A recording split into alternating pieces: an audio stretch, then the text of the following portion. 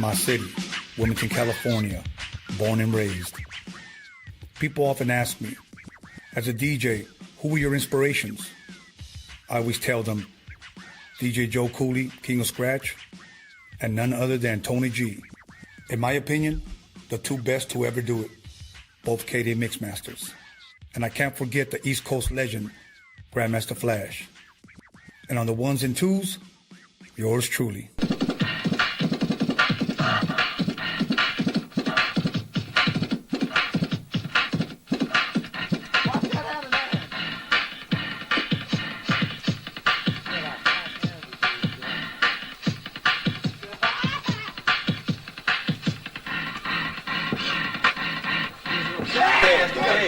That's the guy with all the money, all the turntable wisdom, and all that stuff. Who's got money?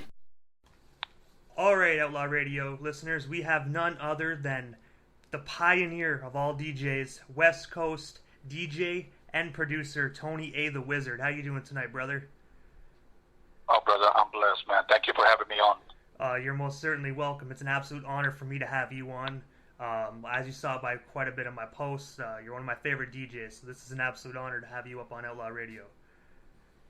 Thank you. I greatly appreciate that, man. Appreciate the love. I appreciate you for coming on. I know you're a busy guy, so I'll get this interview started. How old were you when you got into the music industry, and what made you get into it? Well, that's kind of a long story, but I got into the music industry when I was 21 years old. But keep in mind, I've been DJing since junior high. Today they call it middle school. I pretty much started DJing around the age of 12 and 13 years old. But when I got into the music, like I said, that was a long story leading up to that. I got my first record deal at the age of 21. Oh, damn. So, I guess what made me get into it was I started DJing for, like I said, school noon dances. My junior high school at the time was Wilmington Junior High, and soon after that, I began to do proms for my high school, Banning High School in the city of Wilmington, and I joined a mobile DJ group called Split Image from the city of Carson, out here in Carson, California.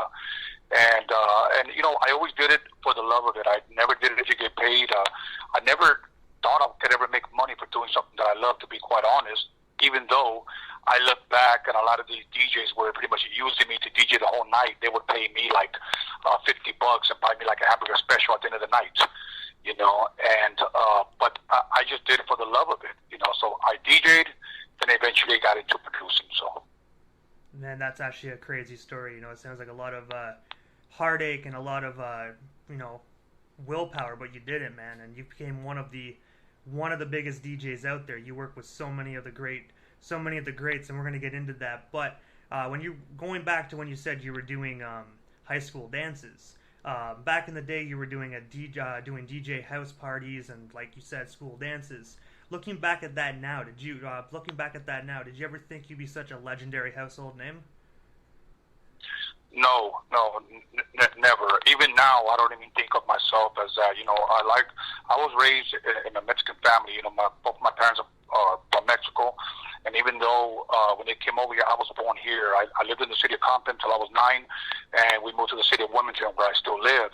But I always did it because I loved it. You know, I never thought, like I said, one day somebody would call me or consider me, you know, a legend or anything of that sort. I just did it because I loved it. And, you know, people always ask me, you know, why, I mean, or how did you become so good, or at DJing, cutting, and scratching, and, you know, how did you know that was one of your gifts? You know, and my answer was simple. I just said it came easy to me. You know, it was, you know, some people learn to get good, and some people are just naturals at it. I believe that I was a natural at it because I had a brother that was a DJ, and I thought he was pretty good. But as soon as I started learning, I surpassed him, you know, like quickly. And I began to impress other DJs when they began to hire me. And I'll be honest with you, I was wondering, like, why they hire me? You know, aren't you a DJ as well?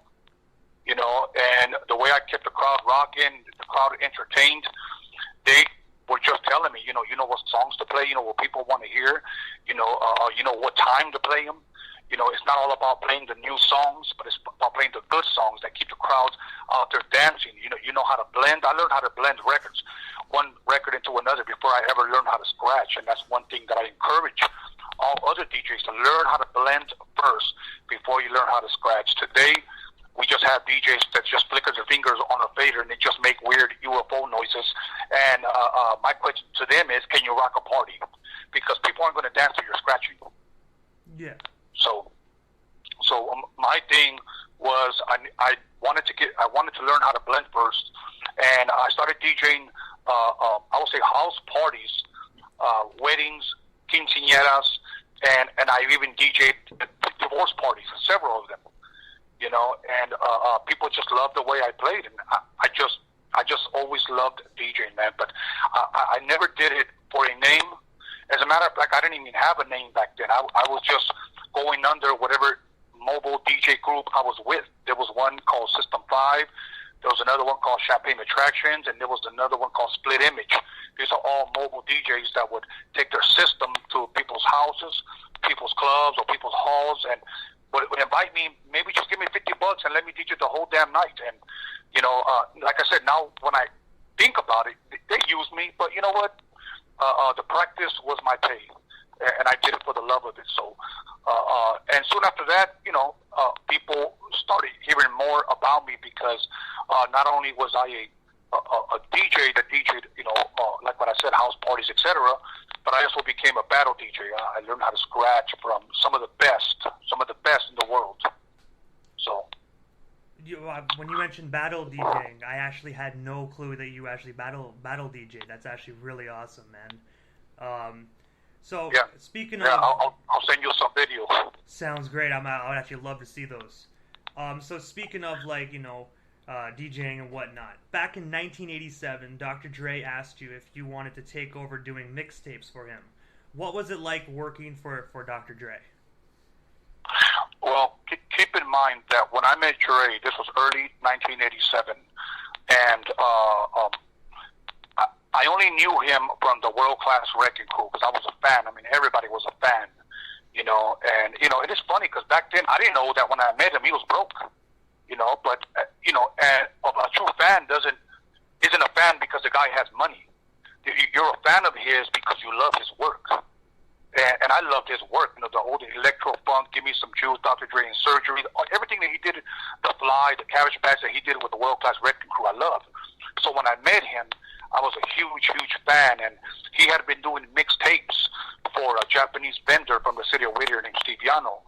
And I went to go visit my friend Steve at the swap meet, and there I happened to meet Dr. Dre, Sir Jinx, which is his cousin, and Eazy-E. I didn't know who Eazy-E was. I didn't know who Jinx was. Jinx was just a young teenager. I usually like to tell people that if you've seen the movie Straight Outta Compton, when Dre leaves his mom's house to go live with his cousin, that was around the time that I met Dre. So when I saw that part in the movie, I was like, that was it. Like that was the time that I met him, and I also, you know, saw him at the swap meet. I would go, but I knew he was doing the mixtapes from like 84 to 87, and around that time, when he saw that I can DJ, and he just told me, hey, who better else? You know, he said, would you like to take over the mixtapes? And I said, yeah, you know, I mean, I was lost for words, you know. And I said, is it okay with Steve? And he goes, yeah, you know, I do it for him, and he sells them, and, you know, I said, okay. He said, but we're still going to rap on them, okay? And I said, oh, all right. So, you know, to have a guy like Dre, Ice Cube, you know, Eazy-E, come to your house and rap on your mixtapes. Now, keep in mind, because people always ask me, you know, how was it working with Ice Cube and Eazy-E? They weren't who they are today, you know, legends, icons, you know, West Coast hip-hop heroes, if you will. They were just guys trying to make a record. So I didn't really know too much about them other than Dr. Dre. But I will say this, all those guys, even at a young age, were very, very professional, the way they conducted themselves. They were very, very professional. That's one thing that I took away from that little experience of working with Dre and seeing Dre pick up the mic and rap on it and talk about Tony A with Steve and Dr. Dre at the Rhodium Swap Meet. It was just a big-ass dream come true for me, man. I know, I gotta say, man, when you mentioned Steve, all I have to say about that is God bless his soul, you know, rest in peace to him. And Absolutely. also with Straight Outta Compton, seeing that scene must have been deja vu for you, you know what I mean? Oh, absolutely, absolutely. That was a story, you know, that I shared with, you know, with not only friends but also with my children. You know, I said that was the time that I met him.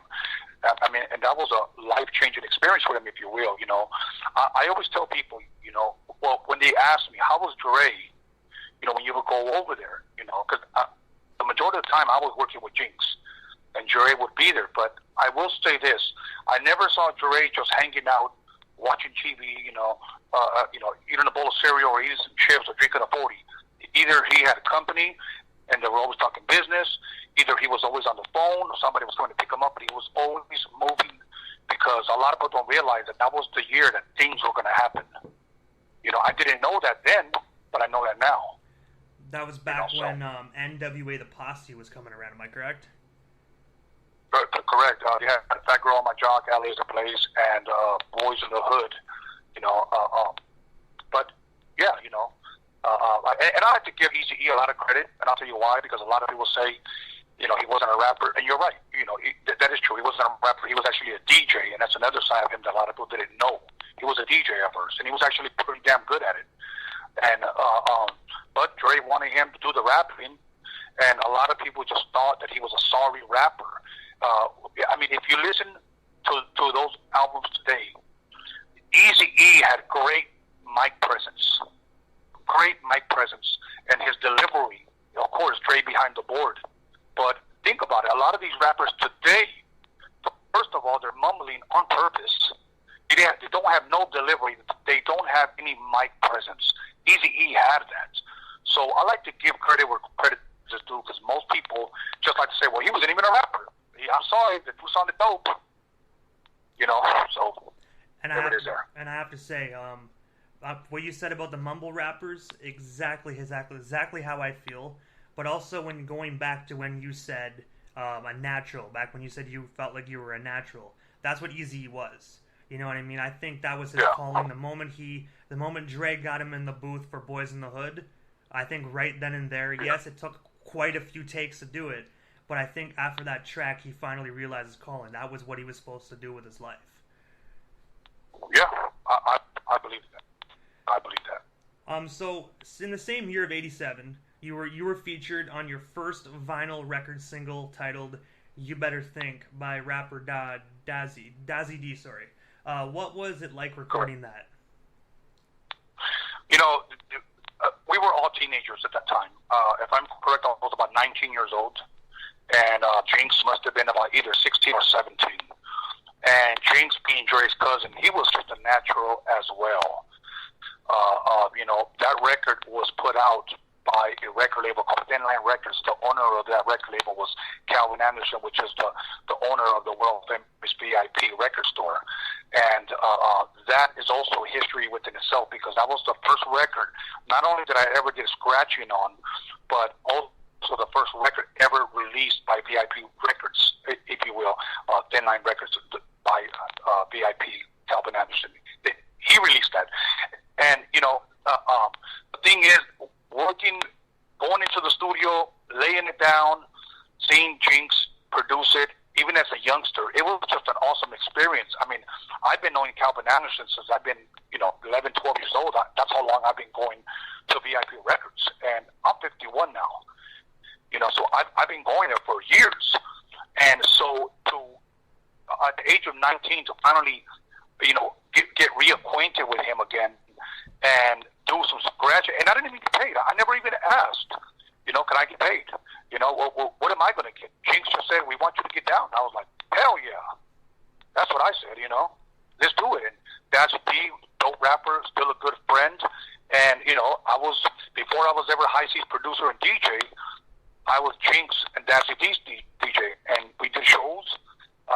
We performed together. And, it was just all fun, man. To me, I like to say that 80s and early 90s hip-hop was fun. Today, it's not anymore. I agree with that. Like, I honestly can give... I'm not even going to sugarcoat it because I'm on the phone with you and we're on the air. I agree with that 110%. I'm young. I'm 25, right? So I don't listen to any of that mumble rap stuff. I grew up on the old stuff, and I'm stuck in the 90s when it comes to hip hop, and I'm fine with that. You know what I mean? I can't listen to that new stuff. It's garbage. That's the nicest way I can put it. Your first mixtape is called Breakdown. If you could you tell us a little bit more about it? Like, how did the production go? You know, what was it like doing your very first mixtape? Well, keep in mind, okay, I didn't know that Dr. Dre and Steve Yano were using a 4-track to make mixtapes. I didn't know how they were doing them at that time, because my first mixtape that I ever heard from Dr. Dre was in '85. That was '85 Live, and then I heard one called '86 in the Mix. And these cuttings and scratching and mixings were coming in from everywhere, and then him talking over it. I'm thinking, there's no way this guy can do all this on 4 turntables, and it just be one guy, and it just sounds so perfect. Up to that point, I still thought they were using like 4 turntables or something. Now, I only had 2 old beat-up 1200s, okay, that I bought used. And I had a Radio Shack mixer. Later on, Steve would buy me a Newmark mixer, you know. But I had a Radio Shack realistic mixer. Steve comes to my house on a Monday, and he says, we're going to go ahead and start, you know, doing this mixtape. I'm going to show you how we do it. And I told him, I don't have 4 turntables. And he said, you don't need 4 turntables. And I go, how do you guys do them? And he said, I'm going to show you. And he pulled out this little tiny box, and he said, this is the Tascam Porta 1 4-track. And I said, what does that do? And he explained it to me. And from there, I would say my first 2 mixtapes, I was kind of like new at this, you know, because I'm used to just cutting and scratching. And I thought that was what I was going to do. But he was like, no. He says, you're going to learn how to put together a genuine mixtape. And I was like, okay. That was 1987, because we had a test pressing of Supersonic. Now, for those people that may not know what a test pressing is, that's when they actually press up a record. It doesn't hit the market, but they're giving them away to DJs. Some people call them promo copies. And we actually had it in 87, but that record actually didn't drop till early 88.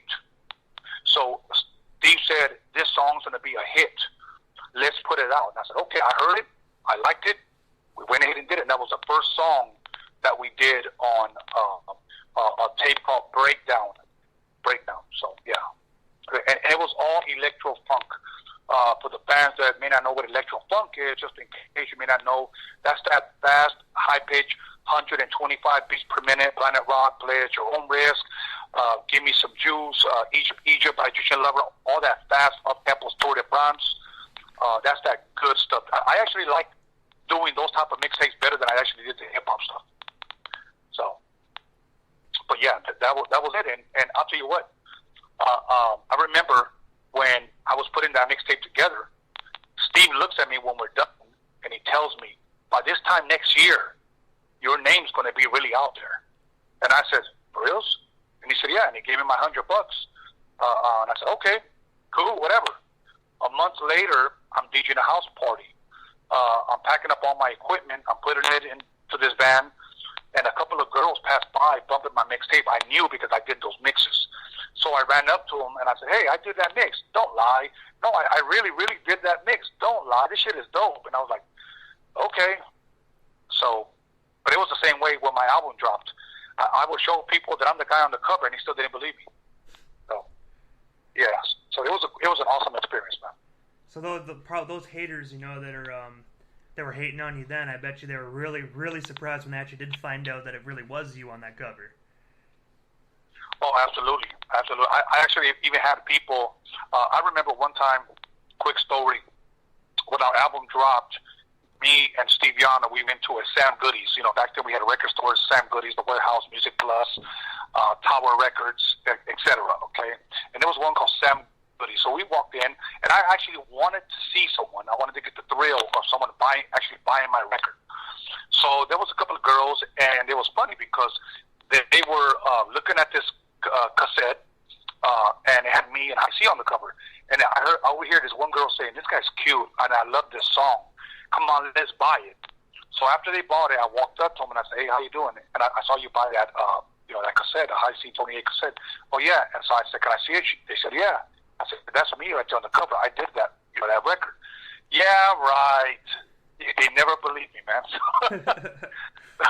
it was kind of embarrassing, to be quite honest, because I'm over here trying to. It's funny because the girl goes, "This guy's cute," on the cover, and I was like, "Oh, okay, all right, that's cool." But yeah, those are some funny stories right there, bro. It's kind of funny though. Did you pull out your ID or something like that and be like, "Look, Tony Alvarez," like? Yeah. Well, I don't know. You know what? If they didn't want to believe me, they didn't want to believe me. But I never went the extra mile to show them that it was me. I just wanted to. I just wanted to. It's kind of like hearing your song on the radio for the first time. Yeah. That's also real dope. It's an awesome, amazing feeling. And if you really think about it, today, struggling artists will never ever be able to get that feeling that I once had, because radio has changed so much. Unless you're Eminem, Dr. Dre, or a mumble rapper, you're not going to get on the radio. Period. It's actually it's really hard to actually get up on the radio, especially when you're like an underground artist, like you said. And that's why I try and do this radio station.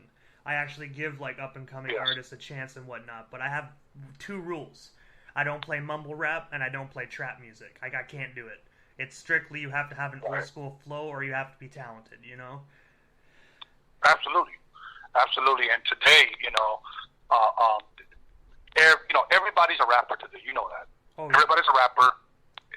Today to be a producer, all you need is a laptop. Go on GarageBand and get a kick and a snare and a hat, your hi-hat, and then you just start mumbling on purpose. Get high as fuck, get drunk, paint your hair a different color, tattoo your face, take a selfie, post it up, and you might go viral.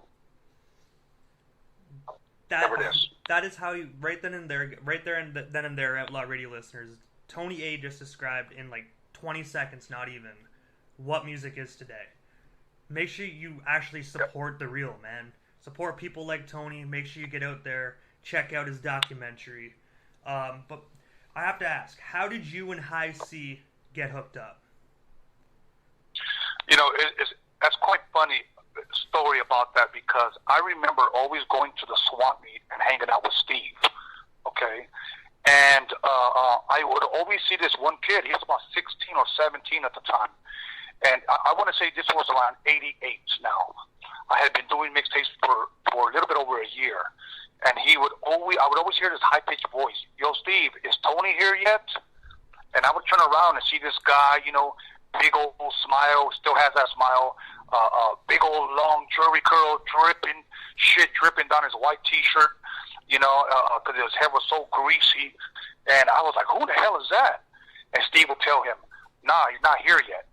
So I said, "Who's that guy?" And he said, "Oh, that's High C. He's a blood from Compton. He wants to rap on the mixtapes."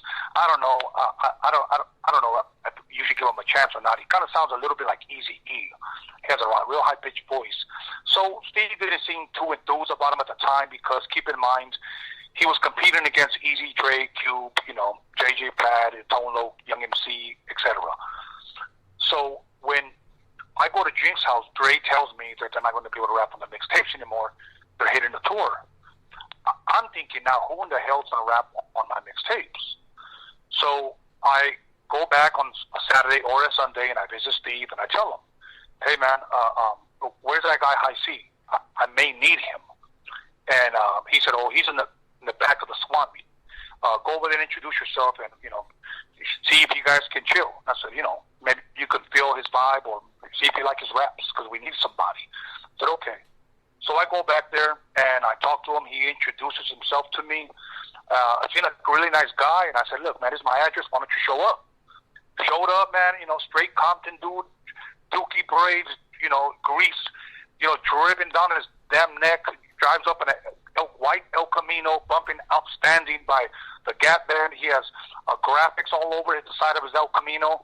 And it's funny that he's bumping that song Outstanding by the Gap Band, because in the back of his trunk, he had with gold leaf and green writing, Outstanding. So I guess he had a bunch of songs that he had written on his El Camino. So he comes in, and I put on an instrumental, and he starts rapping. And I still remember, now keep in mind, I was a teenager at this time, and I still remember he was rapping a song called "I'm Hard." And I thought it was funny, because I didn't think it was that hard. I didn't think it was that dope. So we kept in touch, and I think one of the last mixtapes that Dre and Easy rapped on was a tape called Recop. So when he told me I'm not gonna do this anymore, you know, I'm going on tour, etc. High C happens to call me, and he tells me, hey, I'm performing at my school, Centennial High School. Now that's an all-blood school. If you live in Compton, pure blood, you go to Centennial High School. If you're Quik, you go to Compton High. Period. That's just the way it is. So I knew going in there was going to be all-blood school. And he tells me, I'm performing, would you, DJ for me? And I said, hey, what the hell? I'm not doing nothing. So I took my speakers, my turntables, we set up in the gymnasium, and that was when I was really impressed by him. Even at a young age, he knew how to engage the crowd. He was funny, he was energetic, he had people laughing, and his rhymes, were dope. They were funny. So I said, hell yeah, I can work with this guy.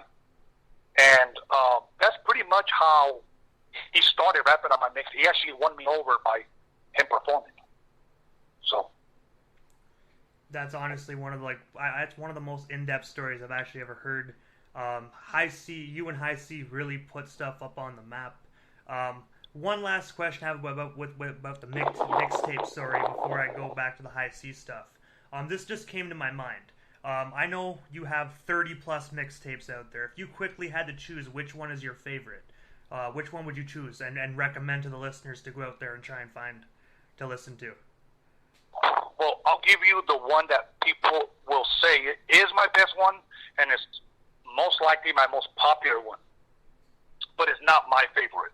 It's one called 88 Boom and Bass, which you can actually purchase on my website, documixery.com.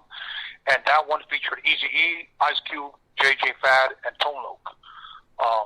My best one was probably my last one that was released in 1991 before our albums dropped.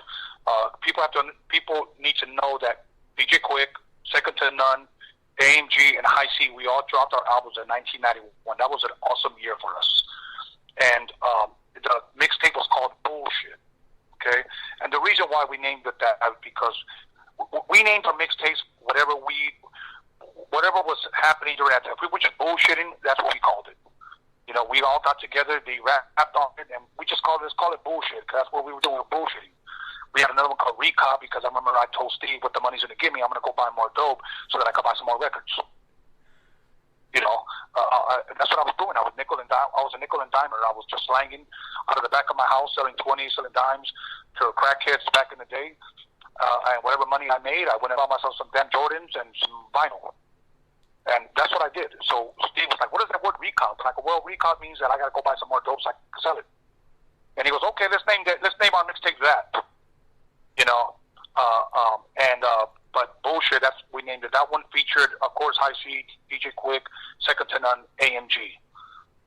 That was the only one that they were featured on. But that to me, that was, I believe, if you listen to those mixes, that was when I was at my best.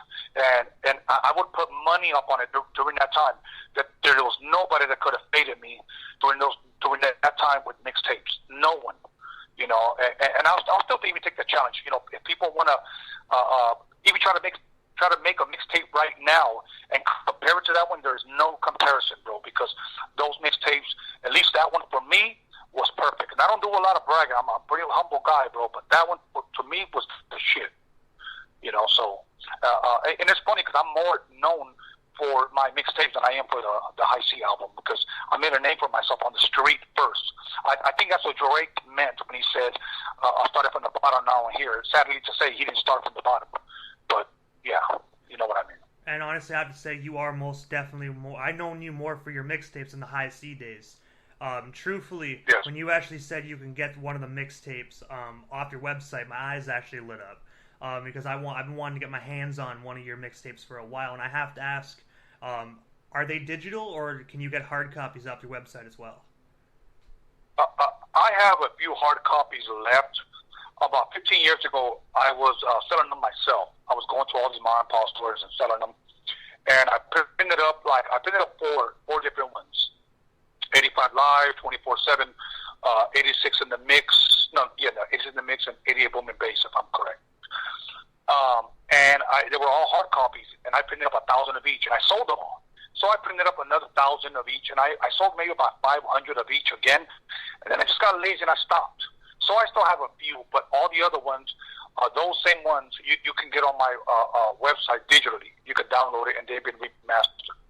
So I have 4 right now, and I continue to want to release more. The only problem is I don't have time, man, because I'm filming. I'm also DJing. I do a lot of interviews. Like I said, I'm directing, and I'm going to start my own Rhodium Radio. So I have so much on my hands, and I have to thank guys like, J.E. Visuals, my boy John Elkins, and my boy Daniel Jones for DJ Media Clips, my boy Boomer, Kerry Fujita, and these guys that have, my boy Roger, who all have helped me bring this dream to fruition. And so I wish I could do more, but I don't have time. So you never know. I doubt once the Documix 3 comes out, you might be able to get some more time to do some more. You never know. So back to the High C days. You and High C are the very first rap group to get signed to Disney. What was it like getting signed to them, and what was it like working for them? Was there any restrictions just because of what Disney really is?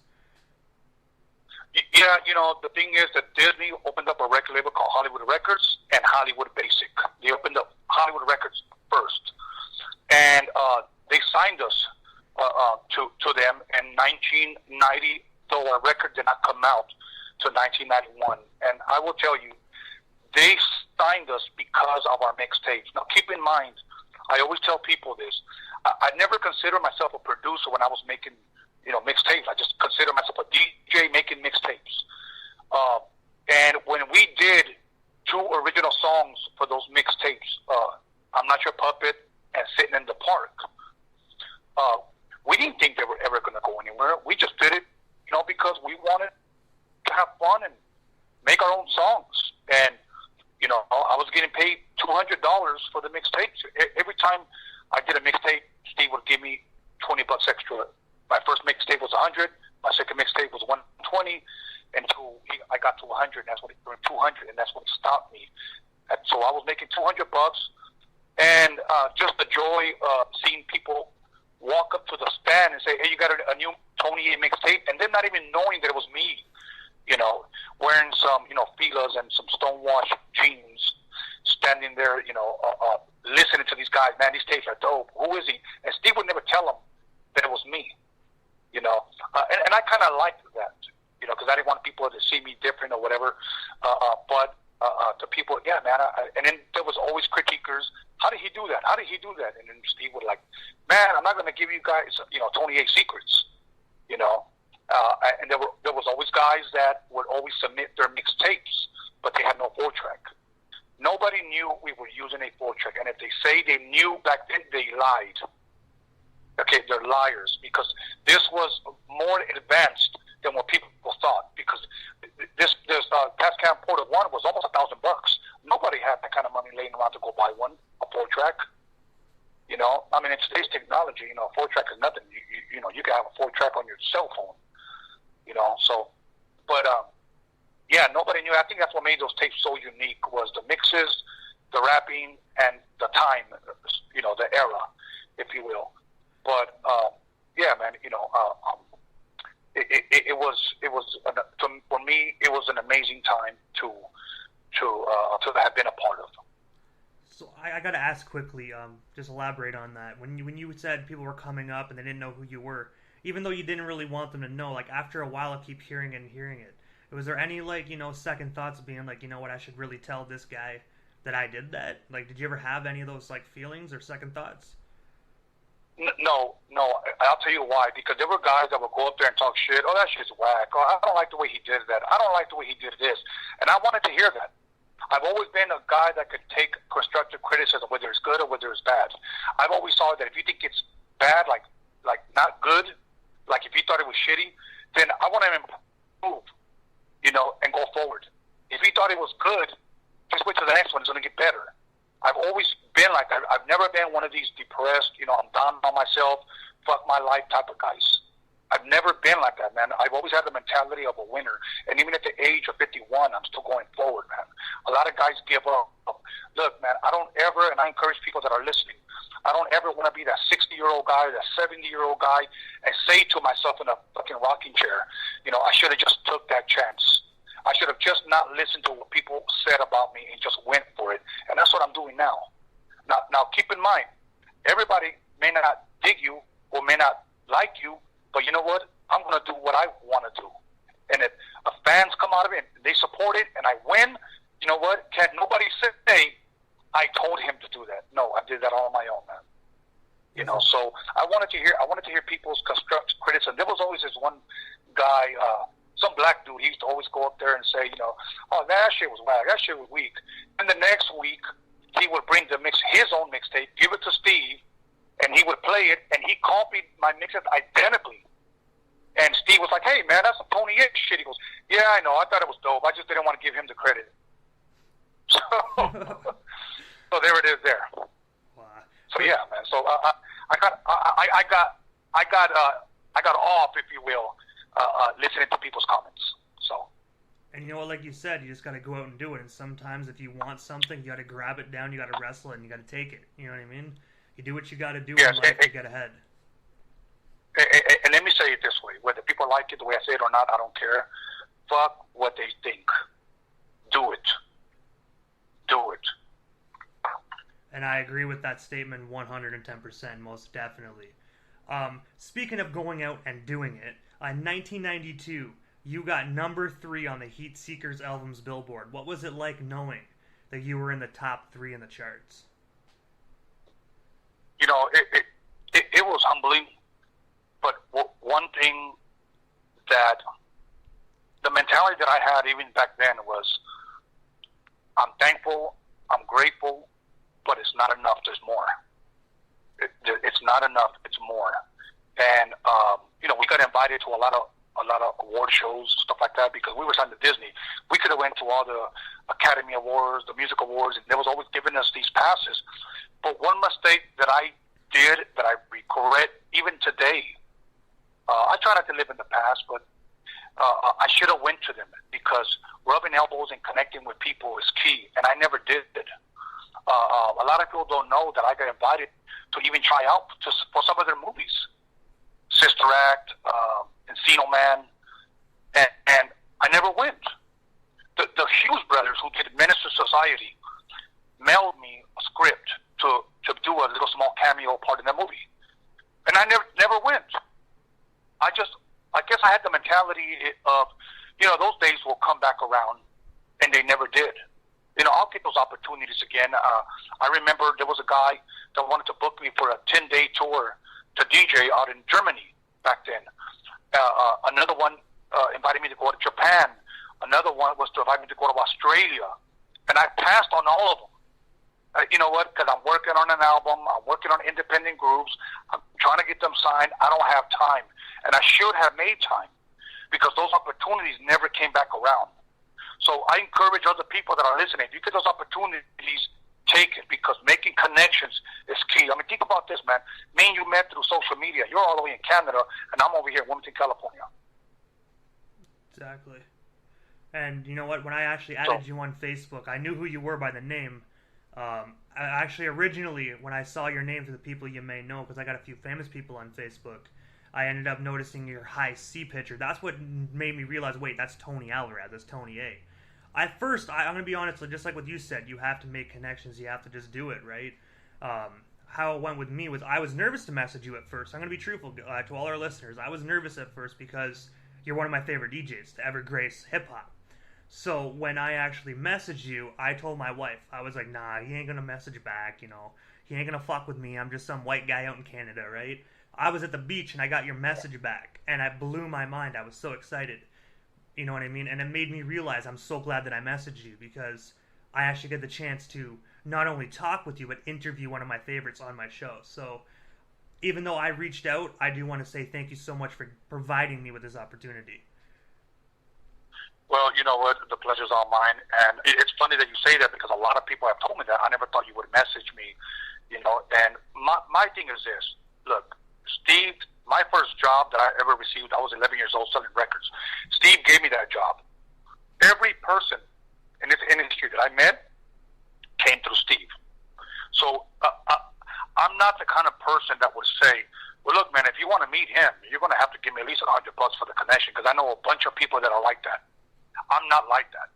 I'm one of the most down-to-earth, real people you ever meet. And I don't mean that braggingly, bro. Okay, I say that with a humble heart because I see a lot of people that really want to do this and they're struggling. And there are some people that I can actually help them open the door for them, you know, but they won't. Because they want to remain unreachable. They want to keep that star-like status. But they don't realize that if you can help them and touch them, you can change a person's life, man. You know, and that's what I want to do because let me tell you something. Tomorrow's not promised. We don't know how much longer we're going to live. And while I'm here, I want to be a blessing to others because others blessed me all along the way. So I just want to return that. And I'm gonna have to say, like, that right there, I've always known you as being that person that, like, I will tell you exactly how it is. And growing up a fan of yours, you're one of those people in hip-hop that influenced me to have a voice. You know what I mean? And that's how I am. I'm the same way as well. I'll tell people how it is. I don't have a lot of friends over it, but that's okay with me because I look at it as I'd rather be real than be a fake. You know what I mean? That's the way I look at it as. Right. You know, let me ask you one question. So, what year were you born? I was born in 1994. Okay, 1994. My record came out in 1991. Who would have thought that I would be talking to you and you weren't even born yet when I was touring? I don't think a lot of people really think that. See, to me, that's amazing. To me, that's amazing. You know, I meet guys all the time. I met a guy one time. He was like 19. He was a kid. I met him at the mall. And he goes, "Hey, are you Tony the Wizard?" And he looked nervous as like hell. You know, I said, "Yeah, that's me." He goes, "I'm a fan." I go, "Oh, hold up." And I said, how old are you, man? And he said, "I'm 19." I go, "How do you know?" He goes, "I know all your songs. I Like Your Purpose and In the Park, That Move, I Love Hip Hop." And I was like, shit. This guy became one of my closest buddies. You know? One of my closest buddies now. And he's just a young teenager. And what I try to do with those type of relationships is just pass down experience to these guys to maybe they wouldn't make the same mistakes that I would do. And maybe along the way, one day when they win an award, maybe they could include me in their speech. And that would be my pay. And that's the best way to look at it. How I figured out, how I started listening to you, your music, and everybody else's back in the 90s was I grew up in a group home. So with me, when I grew up in the group home, I had all older boys around that were born like, you know, maybe 89, 91 type of thing. And they all listened to like old school rap. And back then, I ain't gonna lie, everybody, I was listening to boy bands and shit. I was like 9 years old, you know what I mean? But when I first heard that old school rap beat, I'm not even gonna lie, I fell in love. Like right then and there, I'm like, yo, I want more. Like that shit's awesome. Like I want more. And that's why that's my whole playlist, all 90s. You won't find one new track, all old school. That's the way I love it. That's how I first heard you, was originally from High C. Then I did more research and started listening to your mixtapes. Right. Well, my mixtapes are available for those that are listening. You can just go to drmixery.com and buy them there. So. All right, perfect. So I got a few more questions, if that's all right. So back to the High C days. There's some controversy around a High C album that you produced. Many people say it was DJ Quik, but what's the real story revolving that? Well, you know, the thing is that everybody for years thought that DJ Quik produced the High C Scandalous album. I mean, he appeared on one of the songs. AMG appeared on it. KK, you know, Second to None. AMG, they all appeared. But they knew me, people knew me more as a DJ, not as a producer, because when we got signed because of a mixtape. Now keep in mind, we got signed and we got $140,000 advance, you know, and now they're asking me, you got to produce an album when I was only doing mixtapes. Quik had already been producing. He had already been doing mixtapes, sampling, playing keyboards, etc. So I did 12 songs on the album. 3 songs they would not clear because of the samples. So that was at the tail end. So High C calls Quik and says, "Hey man, can you do 3 songs for us?" I mean, but my songs were all the singles. None of his songs were the singles. And he said, "Yeah." So I guess because the credit was on the album, people just assumed automatically, okay, Quik did the entire album. He did a song called Bullshit, but I had originally did that. But they couldn't clear the sample by a guy named Bretton Wood. I sampled a song called Lovey Dovey Kinda Lovin', and what happened was that the person who owned the rights wanted everything from that song. He didn't want to receive like a $5,000 pay. Like, I'm Not Your Puppet, a sample, we paid $5,000. We paid Billy Stewart's people for Sit in the Park $5,000. Brenton Wood's people wanted everything. And we said no. So Quik came in, he did a song called Bullshit, he did a song called Compton Hoochies, and a song called Funky Rap Singer. And those samples were easy to clear. So we went ahead and went with them. But because Quik had blown up pretty much overnight, and we were all touring together, they all thought that was just Quik's crew. He must have just did anything, but he must have just did everything. But for years, everybody thought that. And Quik never said it, because Quik will never take credit for something he didn't do. He's just not like, he has enough credit out there already. But yeah, for some reason, I mean, it got to the point where I would go to radio stations and everybody would go, "Hi, C's DJ. Hi, C." And I would say, "No, I produced a record." "Yeah, okay, nice try. You know, we all know Quik did that." Like, they would call me out like that on the radio station. You know, and I was like, "No, I produced it." You know? And a lot of times, I would kind of just let that go. But, you know what? After a while, I'm like, no, you have to give credit where credit is due. Exactly. So I started doing this interview now. And it hit people different because they all thought for some reason Quik did it. And no, I produced it. Producer and the DJ and the sound guy and at times the road manager. So there it is there. Yeah, and I got to say the real fans know. The real fans know that you produced that for sure. I can tell you that for a fact. The real fans know. The people that question and I it even named the album. You named the... I didn't know that. You named the album? Yeah, I even named the albums Countless, and I even named some of the songs as well. You know, now I was never a rapper, so I will never take credit for rapping. But many times when you're vibing with a rapper, producers really give input. Like, say this, man, or maybe you should say that, and you're kind of leading them and guiding them, and then they end up writing it, but they never give you credit. You know, so there was a lot of stuff that I know I did, you know, that I never got credit for. But, you know, that was then, this is now, and it's all good. So, this past Friday night, you and High C took the stage at the Summer Hip Hop Throwback. What was it like being on stage with High C again? Oh, man, you know what? When we get together, it's always fun, man. It really, really is fun. I really do love performing with them because we like to brainstorm at least a couple of days before, or sometimes even the day of the show. Like that day, the day of the show, we got together here in my studio and we went over the songs we were going to do. We change it up every single time. We never like to try to give the same boring ass show. We like to give people a little bit of the surprises, you know, and when to drop the song. Especially when he says a certain word, that's my cue. I drop it and people react. It's all timing, man. It's all timing. That's what we work at. To me, you know, it's funny because people always ask me, "Man, are you excited for tonight's show? Are you excited for tonight's interview? Are you excited?" No. Because keep in mind, I've been DJing since I've been 12, 13 years old. So I don't want to say the excitement's gone, but I will say that it's now what I do. This is just what I do. Sometimes I do get excited when I'm there, but you know, it's funny. The majority of the time, it's kind of like, let's just get this over with. So, you know, especially when I'm up on stage, let's just get this over with.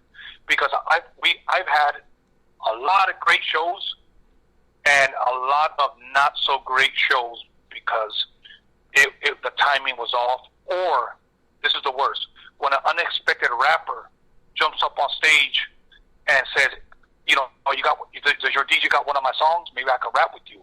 And it changes up our entire flow. It really messes up our, or for an example, like, not that it's a bother, you know, I want to clear that up. Me and High C had a show ready to go. An hour before we go on, Sugar Free calls up High C, "Hey man, I want to get down with you." So now we literally have to squeeze in some of his songs. So now that messes up the little chemistry that we had with the song title songs that we had lined up. You catch what I'm saying? Yeah. Now it's not going to hit the same, you know. So. You have to actually like squeeze in his stuff, and you have to toss some of your ideas out, and it just kind of confoculates your whole system. Exactly. And even though he's welcome at any time, that's not a problem. But I would have wished we would have gotten together before that and put it together better. You know, exactly. And then rappers like to say, give the fans a better experience. Rappers like, yes, rappers like to say, well, you know what, man, you got to be spontaneous, you got to be ready. No, don't give me that shit, bro. You know, don't give me that shit. See, spontaneous if you're gonna rap, when you hit up the call studio, you know what I mean? Spontaneous when you hit up the studio, you know what I mean? You know, that's different. But right. if you're performing before like 50,000 people, spontaneous could fuck up the whole show, you know? Exactly. So, you know, I'll give you an example of one show to me that never went well. It was 2006 going into 2007. It was New Year's night. Big show. We had rehearsed. I was DJing for Quik, second to none. AMG, High C wasn't there. Okay. Actually, he was at a different show. Sold out crowd.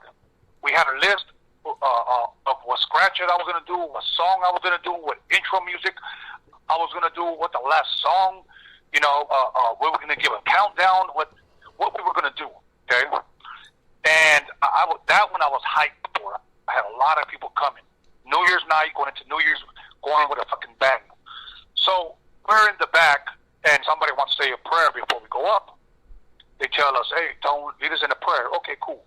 We all hold hands and we pray. Quik looks at me, and he tells me, hey, man, he goes, let me see that list that you have of all the songs. Now, keep in mind, we had already rehearsed everything. And I give it to him, and he doesn't even look at it, and he crumbles it up and throws it in the trash. And he says, let's just freestyle it. That's what he said. Oh, God. So now security tells me, you got to go up on stage. So he tells me, go. So now I'm asking him, what do I put on first? And he said, just go up there, whatever we feel. So now I'm up on stage by myself, looking to the side of the stage like, what the fuck do I play? And let me tell you something, bro. Make a long story short, that show was a fucking disaster. And I was blamed for fucking up the show. And I'll leave it at that. But let's just say I didn't stay quiet. And I still got paid. Well, it's like you said, at least you got paid, you know what I mean? I hope at least the fans enjoyed it, you know what I mean, at least. And as long as you guys did the countdown, you know, that's all that matters, right? Right. I'll leave it at that. Even though, like I said, I was literally asking him, while others were rapping, what song do we play next? I don't know, play whatever you feel. So you know what I did? And go to another one. While we're up on stage. So you started messing with him too, eh? That's funny. Yeah. Well, it's the best way to do it. If he's messing with you, you might as well mess with him, right? Tit for tat. Yeah, you know, and that was it. You know, that was it. But I like to have shows planned out, bro. Exactly. So. You know, that way you have a game plan. You know, you have set in stone what you know you're getting into, what you're doing. That way, if there's any mix-up, you actually know a way to fix it. Right. All right, so I got 2 more questions because I know the hour's almost up. But now we're going to get into out of your DJing career. You this past year you created your own company called TonyVision. What's the story behind that, and what services do you offer? Well, what I first started doing, came up with TonyVision, was because I was about to do this documentary, the Rodeo Mixtape docu-mixery. That's what we're calling it. And that name was actually brought up by my boy Daniel Jones, my boy DJ, which I give him all the credit because he thought, he goes, let's make it something different, not your standard documentary. Because I always said, I want to give them a visual mixtape. And he said, come on, it should be a docu-mixery. So that's what we call it, the Rodeo Mixtape docu-mixery, based on Steve Yano, the swap-meet vendor, the Japanese swap-meet vendor from the city of Whittier. Okay. So I came up with TonyVision because that was going to be my company's name for me filming and me directing. I started out by doing videos, and that didn't last too long because, see, today you got guys that are doing their videos on their fucking new, iPhone and posting it up telling people on Instagram, check out my new video. It was your fucking phone, bro. And they don't want to pay what a real company is asking for. For an example, when we did the I'm Not Your Puppet video, that was a $25,000 video. That was a piece of shit. You know, it was a black and white movie. It was some old Godzilla movie. You know, I didn't like it. We didn't like it back then, and we don't like it now. That was $25,000. Jesus Christ. I was charging $2,500 for a 4K video, 2 cameras, 2 different angles, and a drone. Okay, and here's how people try to twist your arm into doing their video for $200 to $300. They say, "Man, you're going to charge me $2,500 for 3 minutes? For 3 minutes?" And here's what I said: it's not 3 minutes. These videos usually last 2 days of filming and about 3 to 4 days of editing. So we're talking about a whole week for $2,500. It's not 3 minutes. You're talking about the finished product, but it's not 3 minutes. So get your head out of your ass.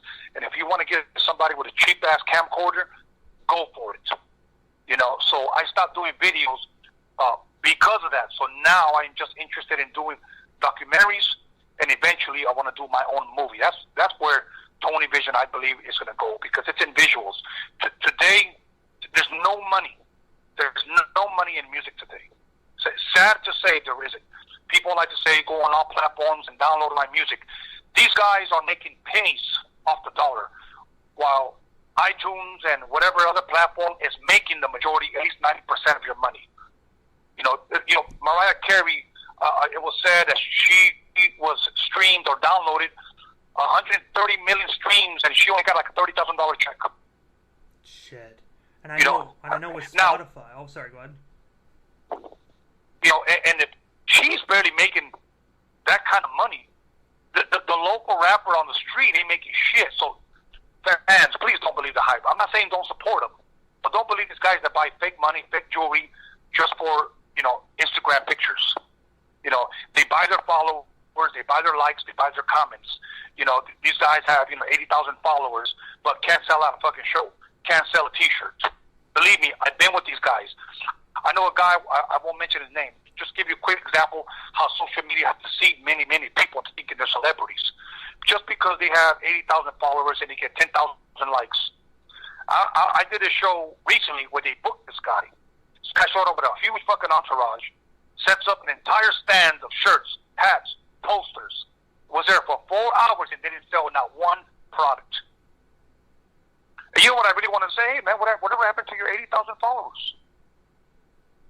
It's the truth. Okay? And was doing a show for $500. Nobody knows his songs. He's never ever had a song on the radio, never ever had a record deal. So this guy must have a job at a warehouse somewhere because he needs to live. But my point is this, and I'm trying to diss these guys as hustle, but many of these guys have a wrong attitude because they think they're social media stars now. You know, it's like they say, being famous on social media is like being rich in Monopoly. It's fake. Don't believe the hype. Believe me. You know, it's like that story about that one girl. I don't even know her name, but she's got over 2 million followers. 2 million followers on social media, and she believed the hype. She started opening up her own clothing line. Couldn't sell 36 shirts. 2 million followers, gets over 10,000 likes, 1,000 comments, but couldn't sell over 36 shirts. I sold over 36 shirts my first week. And you know what? And what I look at it as when you mentioned buying followers. See, personally to me, a lot of people mentioned that to me as well about the radio show. Because as of a lot of our listeners know, Outlaw Radio on Instagram only has 500-something followers. I won't waste my money on that shit because they're fake followers. The word fake, you ain't going to get nothing. Yes. See, I look at it as if you want to get famous, if you want to get big, you have to work, you have to hustle in the proper way. And if you hustle like this, you know what I mean, like reaching out to people, you know what I mean, making shit happen, buying followers ain't going to get you anywhere. I got 500 followers, everyone. I'm talking to one of the best DJs that ever grace hip-hop, you know what I mean? And I'm honored. So that right there, what he's saying and what I'm saying is the truth. Be you, be yourself, do what you do, but don't be buying followers. Just be yourself, man. Cut the auto-tune shit out. You know, yes, the thing is, a lot of these guys wouldn't be famous out of LA if they didn't have social media. We got popular on the streets because we hit the streets first. We hit the streets first. I remember doing shows where only maybe 10 people showed up, but we still performed. And you know what we always said? It's just dress rehearsal. Let's go out there and give those 5, 10 people the best show ever. And then the word of mouth went on. I heard you guys fucked it up at that one show. They never mentioned that there was only 2 people there.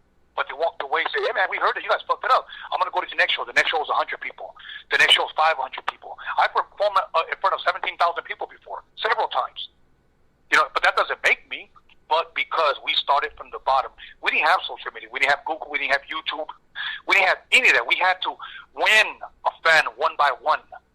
Today you have social media models. All they do is just shove their G-string up their ass, take a picture, get 1,000 likes, and now they're getting hired for videos for $200. If that's what you want to do, and you want to be a booty queen, go for it. But let's be honest, eventually that ass is going to sag. Okay? And then you got these girls, plastic surgery and Botox and filters and, Snapchat animals. And by the time you meet them in person, they look nothing what they look like on their social media because it's all fake. It's all fake. I'm just thankful that I got to live in an era where you literally have to meet people, shake their hand, meet your fans.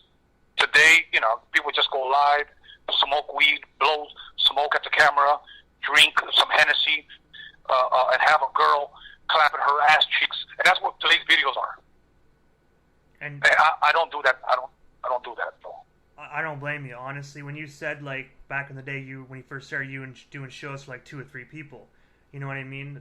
The 3 famous words of the 90s that these kids should learn nowadays is word of mouth. Those 3 words, that's how you get big, word of mouth. That's how you got it as well. 2, they left, 10, you know what I mean? Every show got bigger because of word of mouth. You know what I mean? And that's the best way to do it. We live in a generation of information where everything's at your fingertips now, okay? And today it's so easy to go viral, get a gang of followers, get a gang of likes, get a gang of comments, and be social media famous. But when you go perform, let's see if all those followers show up. Let's see, today we live in a generation that doesn't pay dues, man. They don't pay dues. They just want to get on social media and blow up. Social media is good to a certain extent. Most rappers today, let's be honest, have no history and they want to make it. They have no history because they haven't paid any dues. And I don't hate on them. Here's what I tell people, and this is a message to them. If you have a dream, I tell them to pursue it.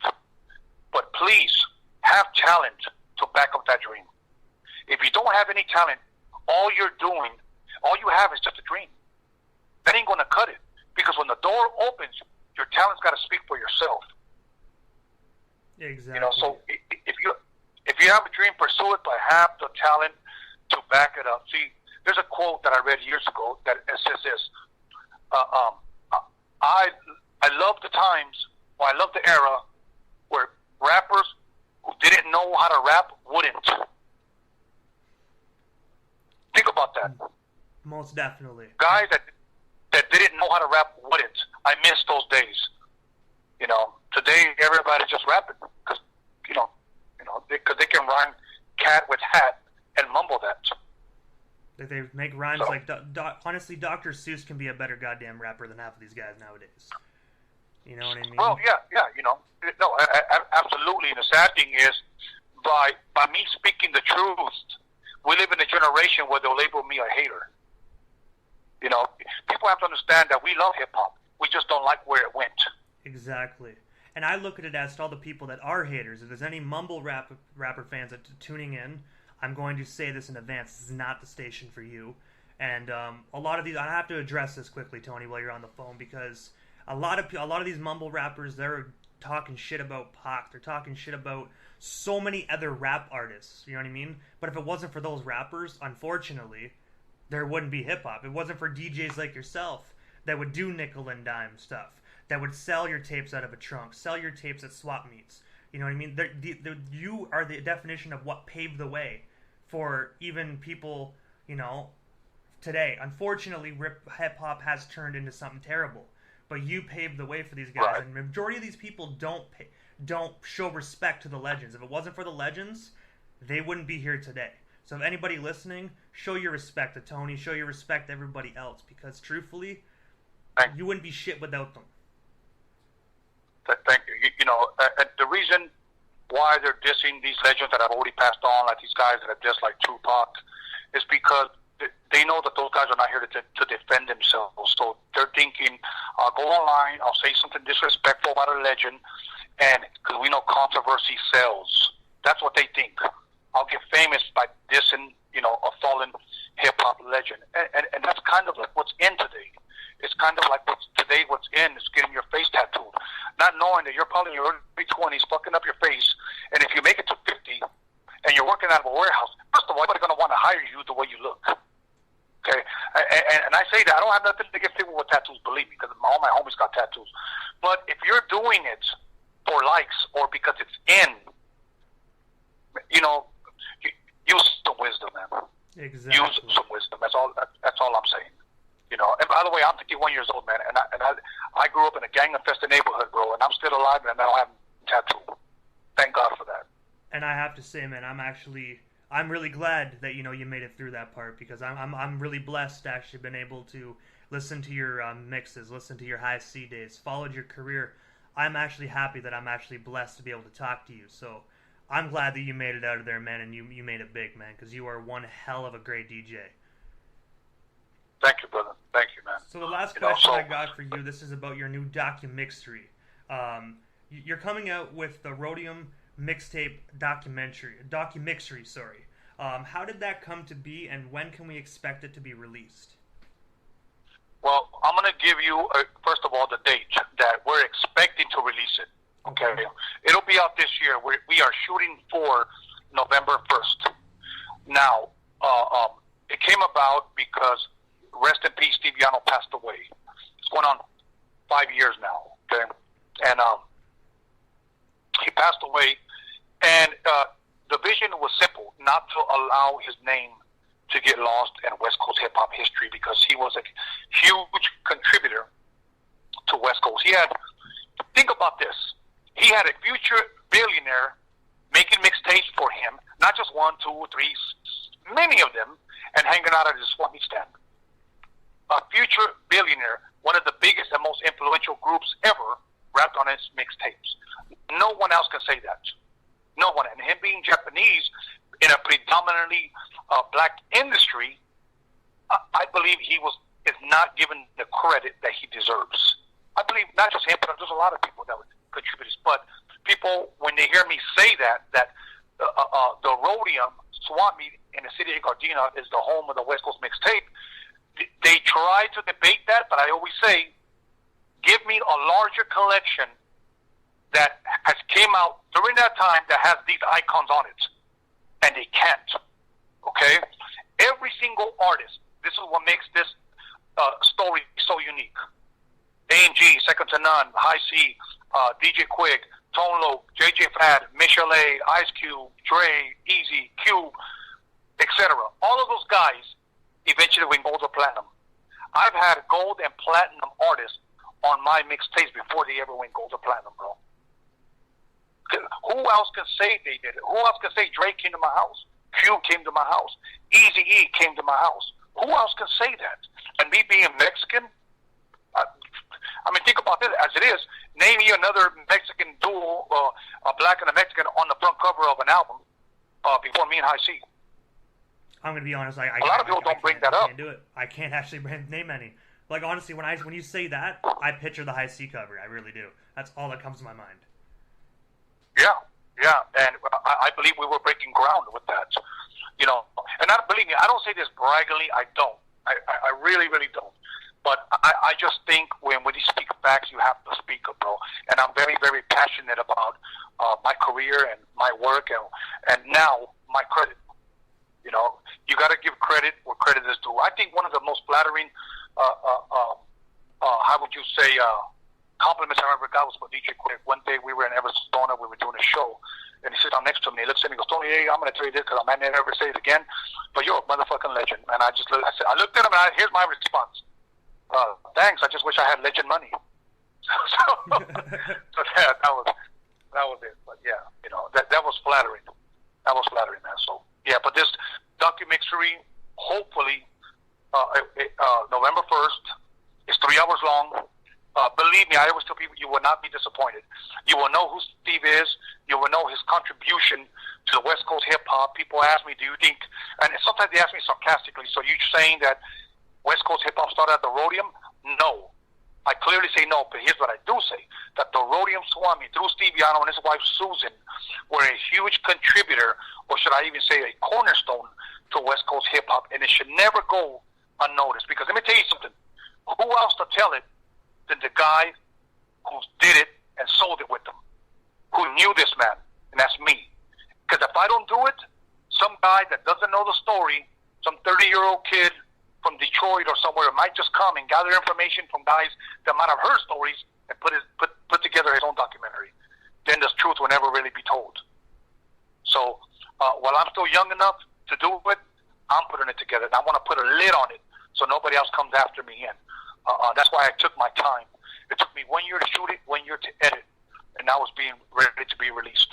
So, but I will tell you that the true hip-hop fans, when they see this, they will not be disappointed. I guarantee you this is the type of documentary that you will watch at least 2 to 3 times. Not watch a lot of documentaries over and over.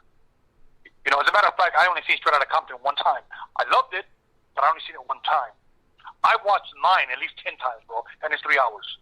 Because I loved what I put together. People have to, why did you take so long? Because it has to be a hit. It cannot be a miss. It has to have everything in it as well, you know what I mean? A lot of these documentaries, they touch base on a lot of the key points, but they always have flaws or miss a few things, you know what I mean? And that's why you took so long, because you want to make it authentic. You want to make it 110% true.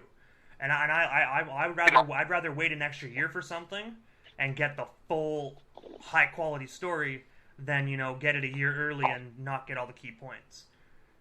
Let me say this: there are people behind Amazon, Netflix, Showtime, Hulu that have had their little input with our documentary. Here's what they say: well, can we rename it? Can we re-edit? Can we reshoot it? And I'm going to tell you why they say that. Because these people that are in these positions, first of all, are not even from California. Many of them are about your age or a little bit older, like with 30, 32. And I'm thinking, I'm talking to an individual that, first of all, doesn't understand California, doesn't even listen to hip-hop, doesn't know the history, and my record was out before they were even born. So I'm scratching my head. It's like, how do I get these people to understand that I didn't make it for you? I made it for the fans. Exactly. There are no more risk takers today. No more. Everybody just wants to follow the standard format. Here's the standard format today. They'll interview a guy for let's just say Eminem. They'll interview him for about 2 hours, and maybe throughout the documentary, they'll add 2 or 3 of his quotes. And I'm thinking to myself, didn't you just interview us for 2 hours? And he'll say something like, well, yeah, I remember back in the day when I used to be in the studio with Dr. Dre, it was an amazing time, man. And then he'll go to somebody else. I didn't do that. I stood away from that. I wanted people to share their stories. The same way you're talking to me, and the same way I'm sharing with you, people share their stories. So that's what I wanted people to get, not just a quote. I didn't want people to say, Steve was a cool dude, man, and then we go to the next guy. Yeah, I want people to share the stories. Exactly. Yes. That's the best way to do it. That's one of the best documentaries, and that's why it's 3 hours long. But it's 3 hours of top-notch gold. Exactly what that is. And the name Documixtory is actually a really clever and catchy name. I like that, actually. Yeah, we had to get that license. We kept calling it a documentary because we had to get a license before somebody stole it. So we didn't want to come out with it yet, but now we're coming out with it. But anyways, brother, I hope that you got what you were expecting to this interview, bro, because I like to leave people happy. Honestly, it was 10 times more than I ever thought. It was an absolute honor to talk to you. Is there what I normally do quickly at the end of every interview is I let the person that comes on the show to give thank you or give shout outs to whoever they want to give shout outs to, and also their social media handles. That way, if any of the listeners haven't heard you before, they can actually follow your journey and follow your documentary and whatnot. Yes, yes. Okay. Well, first of all, I want to give a shout out to John Elkins, JE Visuals, and the reason why, because he's actually the guy that, for me, that helped me bring everything to fruition. My main camera guy, my editor, my website guy, my T-shirt design guy, he's the jack of all trades. The next guy that has been awesome and wonderful help as well is a guy named Daniel Jones, BG Media Clips, and that's his name on Instagram. John Elkins at JE Visuals on Instagram. And my boy Boomer from Boomer Did It, he's also on Instagram. He was my sound guy.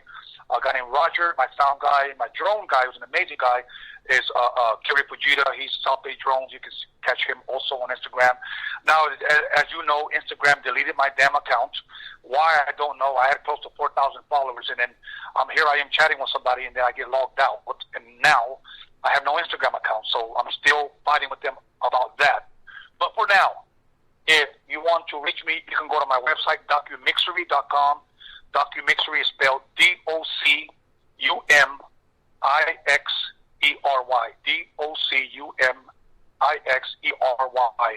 There, it will take you to my Facebook.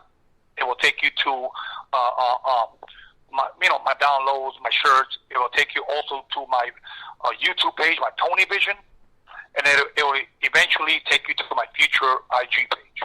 So that's where you can reach me at, on documixery.com. It has all my platforms on where to reach me there. So if I left anybody out, then I apologize for leaving you out. But you know what, man? I'm just thankful, and it was a pleasure being here with you, brother. Thank you so much, Tony. Like I said at the beginning of the interview, you're one of my favorite DJs to ever grace the hip-hop scene. In my eyes, you're a pioneer, and in my eyes, you're a legend. And no matter what, I will always help keep the real hip-hop alive. And I want to say thank you so much for coming up live on the air and providing me with an opportunity to interview such an inspiring, upfront, honest, and individual like yourself. I want to say thank you. It was actually surreal, and it was one of the best opportunities I've ever had. And most definitely, I'm going to say this to you, and I'm not sugarcoating it, one of the best damn interviews I've ever conducted. So thank you so much. Oh, good, my brother. The pleasure was all mine. Stay blessed, stay humble, stay up, man. And anything you need, just hit me up. Sounds great, Tony. You have yourself a wonderful night. Stay blessed, and I'll